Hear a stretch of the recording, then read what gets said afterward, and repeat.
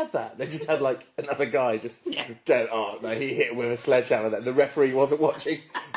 I think that he should be disqualified. That'd be so good. That's how it should be. Then it really would come down to who's the best wrestler. At least you're not guaranteed, like, a heel victory ever. Exactly. Because that's the only way the heels ever win. Apart from being stronger and punching them harder. Because it's real, of course.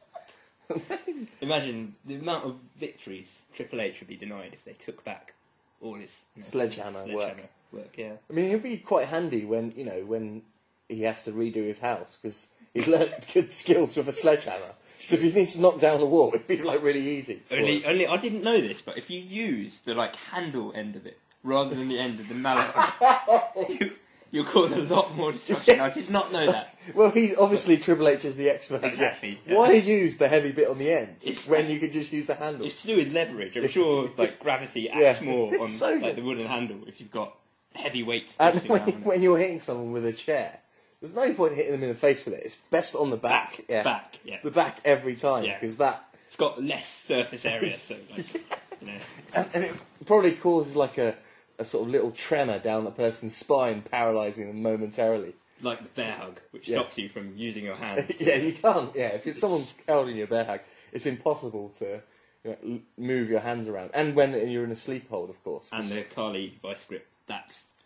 Kali. Well, I don't want to talk about that. I need sleep. I think, the Kali vice grip, I mean... Too dangerous. It's bad. They've got to ban that move. If they can ban the pile driver, they can ban the Kali vice grip. That's just... I love the way they banned the tombstone, didn't they? Apart from the Undertaker. Yeah, true. Which I think is quite disgusting, why they should let him do the tombstone. I think it's disgusting that you can do it on Vicky Guerrero and everyone just cheers. Yeah. If I went out, it's just a normal man, went into the street and found, a pie-faced woman like Vicky Guerrero, and I spat her upside down and smashed her head against the concrete, I would be put in prison. Yeah, no, the Undertaker... But what if you're wearing spandex? Well, okay, if I were wearing little pants... and makeup, and took 10 weeks to walk up to the person, like the Undertaker does, and controlled some lights with my hands. I'd love to be able to do that. Just come home from work. Right? Just go. Whoa. Yeah. There you go. Lights. Obviously, you can't see what we're doing, but we're mimicking the Undertaker's light turning on abilities, which is very impressive. I do like him at that point, but then.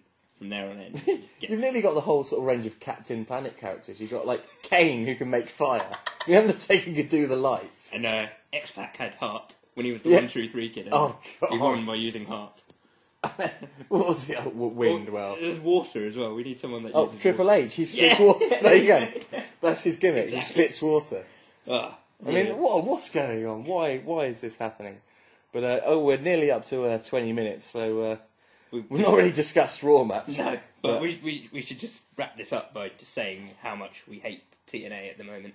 TNA, yeah. This week matches. TNA's been pretty poor. The rubbish. Apart from Scott Steiner, of course, who deserves a title shot. But the amount of gimmicks they come up with, what else can they have now? They've had, if you win this match, you get your head shaved. And I saw that match, and it was pretty terrible. But apparently she was wanting to have her head shaved anyway. Okay, fair enough. So she decided to volunteer to lose. Well, I'm not sure how it happened. You have to win the first round, and then you get into the next round where you might get your head shaved, unless your name is Gail Kim, and then you're immune to getting your head shaved. Yes, I don't like Gail Kim. I would get my name changed by D-Pole before I went into a match like that. Just ridiculous. I think if they made Scott Steiner do the head shaving, it would have been slightly more entertaining. True. But why take away that time when you could just have him doing press-ups? I mean, if you've hired Scott Steiner and he's not doing press-ups, you're wasting money. Do you reckon he does just personal press-up appearances? You had a party. He wants some entertainment and just phones Scott Steiner up and he just comes over and does press-ups on your patio. Quite possibly, but would you rather have that or Chris Masters doing master locks on people? Yeah, like the party that the object is to get out of the master lock. They're just going to hold you. I'd want to hire him as security. I'd just never have my house robbed again. Speaking of hiring, you can hire Dax or Jim Duggan. Really? Yeah, he's hired because he's been released from his contract. There's like an email address for him, and he wants to be hired. So if you need any building work doing or someone that's handy with wood, so to speak, anyway. He's like Jesus. He's like a carpenter, but he's only got can only use 2x4s. Can't use anything else. Speaking of other old WWE wrestlers, we saw on the wrestling news that D'Lo Brown is returning to wrestling after killing Droz. Yeah, I mean that's disgusting to me. Like when you do that, you should probably retire from a sport. Yeah, because I mean, if Gary Lineker killed, I think Alan he'd Hansen retire, on the pitch, he'd probably have to retire. He'd probably retire. Yeah, I mean, sport is sport, but you got to be careful and not exactly paralyse people while you're doing it. It's not. Yeah, it's not well, obviously, but yeah, you say he's lost weight, but he wasn't extremely fat before, was he? He wasn't like Yokozuna. He wasn't. But is he still going to wear a bulletproof vest? I hope he does, because I've heard that wrestlers get shot as they come down to the ring. Yeah, all the time. It's quite necessary. And surely that's a real advantage if you're in a ring and you're wrestling. In a no-holds-barred match, that would be a massive advantage in case your opponent had a gun, because that could happen. It is no-holds-barred. That's never happened yet, but give WWE time and it will happen. But what's really good is that, you got him in his stupid, I'm going to say stupid, idiotic, bulletproof vest. And then, say he's fighting someone just wearing pants, like Santino and Morella does. And they start wrestling. And Santino goes to kick D'Lo Brown. He's just going to kick a bulletproof vest. If you ask me, that's worse than steroids. But there is a question. It's bulletproof, but is it cane-proof? Yes. That's what I want to know. It's like there's elimination chambers. I just hadn't thought about that one. I mean, bullets, yes. Cane, no. Yeah. So D'Lo should. Cane's made of different material to other human beings, so he's from hell, isn't he? Yeah.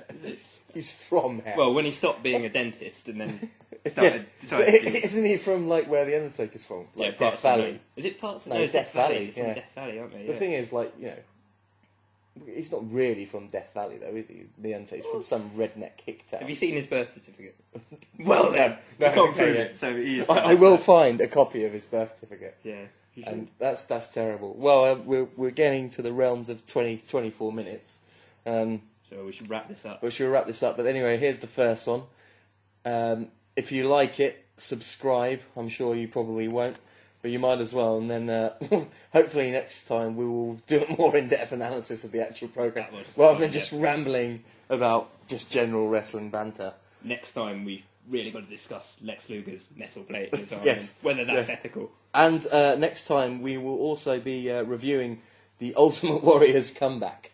Because believe it or not, the 60-year-old conservative, gay-hating Ultimate Warrior, is that libelous? Probably. No, because I'm sure he'd really admit that, wouldn't he? There's probably sort of evidence, documentation saying how much he hates gays. Reality, of course.